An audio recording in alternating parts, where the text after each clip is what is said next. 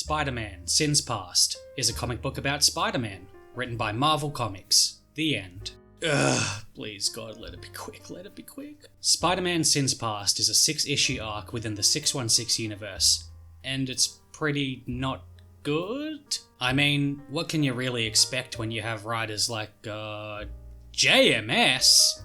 You mean the guy who wrote a pretty fantastic run where Peter was a cool teacher dude? And the spider totem stuff, but we don't talk about that. Yeah, this guy might know how to write a good Spider-Man, but man was his whole Spidey run just plagued with Marvel editorial shenanigans. I mean, could you imagine a world where this man just got to write Spider-Man unchained by the Marvel overlords? Instead, we got this. As I mentioned before, this 6-part story was written by JMS and Mike Diodato. Is that how I say your name? I'm sorry if I mispronounce your name. With Mike Diodato as the illustrator. It scarred the Earth on October 4th, 2004, and honestly, just to get this out of the way, the art in this story is probably the only thing I can look back on fondly. Like, if I had to say one good thing about the story, right off the bat, it'd be, yeah, this story had neat art. It's got this sort of realistic style to help set it apart. Overall, it's too good for the story. So I know what you're saying. What's so wrong about this book? It can't be that bad. I can't put into words just how wrong this run is, but I'll try. Like before, this is going to be a super brief explanation of the story. Unlike before, I'm not going to scan through each issue. I've already had to read this thing multiple times for the video, and I can't. Not again. So, Sins Past is about the ghost of Gwen Stacy haunting our boy Peter once again. Because we're all out of ideas. However, it's not what you might be thinking. What? Were you expecting a Gwen Stacy clone? Pfft, that would be silly. No. See, we find out during the first issue that Gwen has sent a letter to Peter. That can't be right because, well, she's dead. So Peter does some science stuff, threatens a cop's family, and finds out Gwen was pregnant with 2 kids. Oh, and before all of this, those 2 kids jump Peter, who was doing his monthly check-in with Gwen. And Peter also finds out that these kids have superpowers. Now, to double check all of this is legit, Peter does some grave robbing and takes a couple of samples of old Gwen. He compares it to the DNA on the letter that was sent to him, who we now know at this point was sent by the kids, Sarah and Gabriel. Yeah, that's their names. While Peter's running his tests, Sarah tries to straight up murk him, letting him know Gabriel was crazy and will straight up murder Peter's family before getting to him. So it's best for everybody if we just end this now. Spidey manages to land the old 1-2 on Sarah and goes to unmask her and oh my god, she looks just like Gwen, that's crazy. So before Peter can get any more info, Gabriel causes a distraction, allowing Sarah to escape. Because this story is 6 issues and we're gonna get 6 issues. Being just as confused as we are, Peter decides to jump on Jerry Springer. No, actually, it turns out MJ just knew all along. Alright, so before I continue, let's do a little check. How you doing? Everything okay lately? Look, I'll pause for a few seconds while you grab a water. Maybe take a seat while you're at it, okay? Are we good? Alright. So Mary Jane enters flashback land with Pete, and we learn that while Harry was going through his whole OD arc, Gwen Stacy kinda, sorta, got with Norman Osborn. And yes, they had 2 children. Wait, what? Why? Said Peter, and all of us reading. Well, MJ goes on to explain that Gwen went to see him several months earlier, and that he was a bit of a sad boy, but a super ripped sad boy, so she just couldn't resist the whole angsty charm, I guess. Yep, Gwen got pregnant with Norman's children. And this, by the way, was old canon at the time. I remember actually reading this story for the first time during English class. It was one of those quiet time reading activities you do. And let's just say, having to sit silent in a classroom while I saw this staring into my being was... Let's just move on. So Gwen told pretty much all of this to MJ, who of course swore to secrecy. So yeah, Mary Jane just kept this little doozy from Peter the entire time. That's a yikes. Afterwards, Peter is naturally super shaken up about the whole ordeal. But then he starts going on about how this makes sense. Like how Norman hated Peter because he was the son he always wanted, but also the father Gwen wanted for her children. Yeah, so Peter pulls a Kyle in the bedroom and just starts punching holes in the wall. They say Spider-Man's the most relatable superhero? I'm starting to get it. So the next morning, Peter's had his Snickers bar and he's settled down. He figures out these clones are aging super fast and they're gonna die from it, so they want to kill Spidey before it happens. Peter, naturally, doesn't want the last pieces of Gwen he has left to die, and decides he's gonna find a way to fix him. Which of course will prove difficult because they kinda want to kill the guy. Peter and MJ decide to do the only thing they can think of, which is of course, hold a press conference at the Daily Bugle. Wait, what? Sure, whatever. Where, to Jameson's dissatisfaction, Spidey simply tells Gabriel and Sarah to meet him where he last saw Gwen. Yeah, I wonder where that could be. Spider-Man waits at the bridge until, of course, the two kids arrive, looking to get revenge on all Spider-Man has done to them. Oh yeah, so they're doing this because they believe Peter is their dad, murdered Gwen, and abandoned them. To which Peter tells them their dad is in fact Norman Osborn. Gabriel says that can't be true. Sure, Norman kinda took care of them, helped them, etc. But he totally said Spider-Man killed Gwen and abandoned them, so it must be true. Oh, kids. So naive. Yeah, basically Norman manipulated his kids into thinking Peter is their father, and that they need to kill him. Now that's classic Norman. Peter explains that they're most definitely going to die due to the accelerated metabolism in their DNA, which is causing advanced aging apparently. Gabriel lashes out at Peter, at which point the cops below open fire. Spidey knocks Gabriel off the bridge, and as he turns around, he sees Sarah's been hit by a bullet. And as she begins to fall off the bridge, man, I am getting deja vu. Spidey dives forward and manages to save her just in time.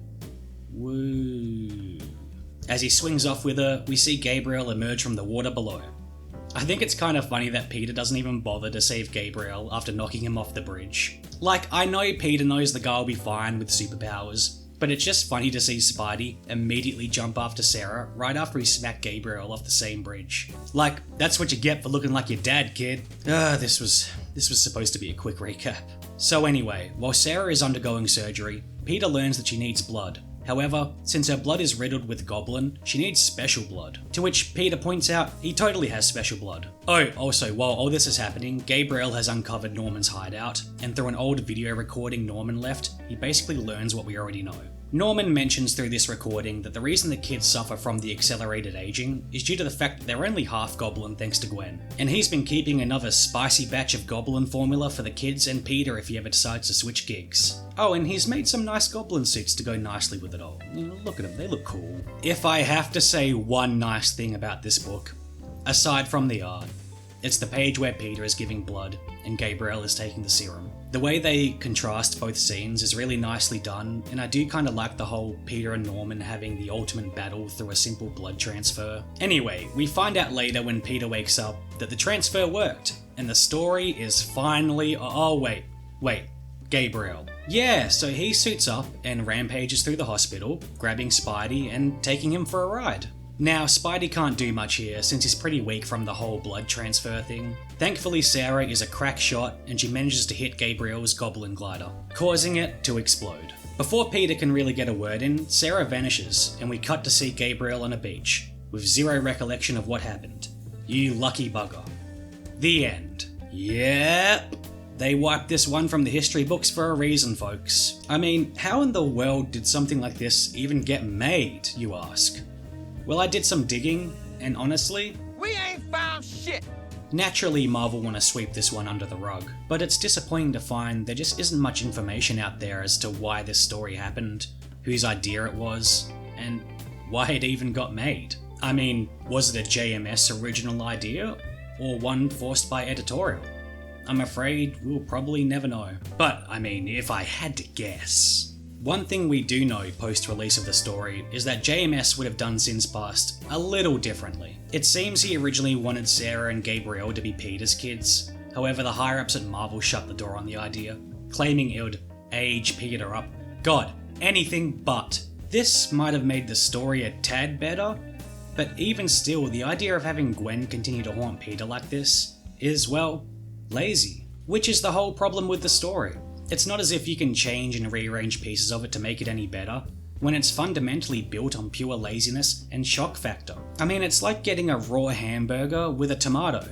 You take the tomato out because you don't like tomato, so it might make the burger a little better, but it's still raw, and it's not as if Marvel have done anything to change our minds on this story. Gabriel and Sarah rarely return after Sins Past, and when they did show back up, we find out they were just clones created by AI Harry and Mysterio. In fact, we find out that the entire events of Sins Past were just false images and clones. Who cares at this point, right? I'm honestly surprised JMS is so popular with Spider-Man fans. Don't get me wrong, I think the guy writes an excellent Peter, and when he's allowed to do his own thing in Amazing Spider-Man, he really pops off. But he's also tied as the writer to so many terrible Spider-Man stories. One More Day, Civil War, this. I'm not trying to take credit away from the guy. As I said, I think his writing of Spider-Man is amazing. I just think it's funny and kinda sad that Marvel are so infamous at this point that when bad stories happen, we immediately just blame the editors rather than the writers. And it's not a bad mindset to have. I mean, sure, everyone hates the current Spider-Man run, but is it really entirely the writer's fault for how it turned out? I mean, does he really get a say in what happens with Paul and Mary Jane and Peter? I doubt it. Marvel just come up with stupid ideas and throw their writers on the chopping block for fans to throw shit at. Look, if there's one good thing that we take from this story, it's that Marvel can learn from their mistakes. Or at least acknowledge that a mistake happened and get rid of it. Which is why I'm confused that they're so stubborn with the whole keeping Peter and MJ separate. Like, if you guys can fix this with a silly retcon, why not fix One More Day? So I guess the real question is this the worst Spider-Man story? It's hard to say. We've had some doozies, but I'm inclined to say yes. I mean, as I said before, it was so bad even Marvel had to completely retcon it, when they're usually fine with just ignoring any and all criticism. I do feel kinda bad constantly beating this story down, but I just really can't find much I actually like about it. I really like Peter and MJ's writing when they're together. I mean, JMS writes them really well. I like their dynamic a lot, and it's just nice to see them as a couple. What can I say? I'm easy to please. So yeah, honestly, I'm super sad there isn't a lot of juicy info about this run out there. I really wanted a segment for this video where I could deep dive into it and figure out why Marvel had to do this, what the thought process was, what the editors were thinking. But alas, Marvel really don't want you to know.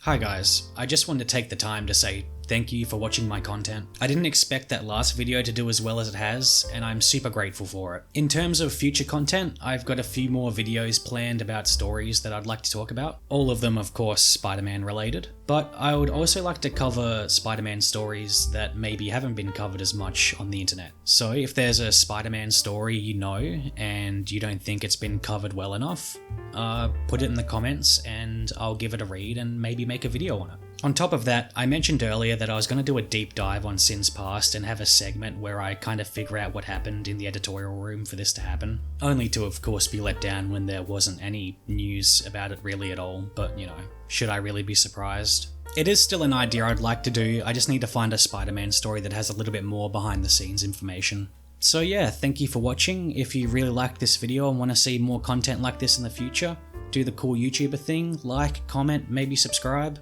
I don't know, whatever you're feeling. And remember, true believers, don't read this.